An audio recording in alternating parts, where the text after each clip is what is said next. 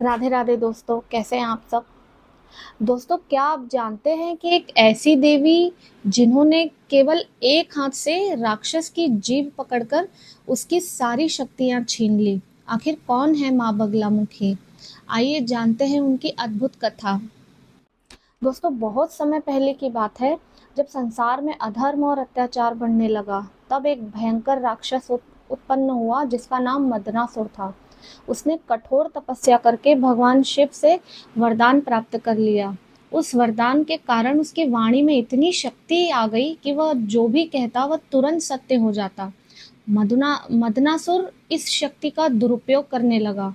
वह ऋषि मुनियों को शाप दे देता, देवी देवताओं को परेशान करता और पृथ्वी पर भय फैलाने लगा। उसके आतंक से तीनों लोग कांप उठे। देवी देवता और ऋषि सभी मिलकर भगवान विष्णु के पास गए। उनके पास पहुंचकर बोले कि प्रभु, हमारी रक्षा कीजिए, हमारी रक्षा कीजिए।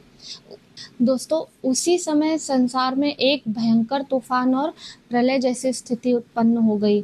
चारों ओर अंधकार छा गया। तब भगवान विष्णु ने सौराष्ट्र क्षेत्र के हरिद्रा सरोवर के किनारे कठोर तप किया।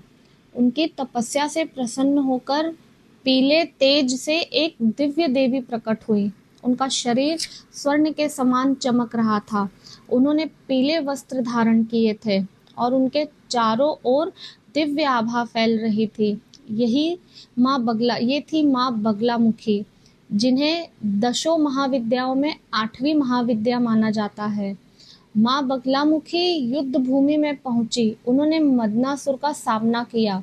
जब राक्षस अपनी वाणी की शक्ति से देवी को पराजित करने का प्रयास करने लगे, तब माँ ने अपने दिव्य रूप से उसका सामना किया। उन्होंने एक एक हाथ से उसकी जीभ पकड़ ली और दूसरे हाथ में गदा उठाकर उसे वश में कर लिया। अपनी शक्ति समाप्त होती देखकर मदनासुर भयभीत हो गया। उसने देवी से क्षमा मांगी और प्रार्थना की कि हे माता, मुझे चरणों में स्थान दो।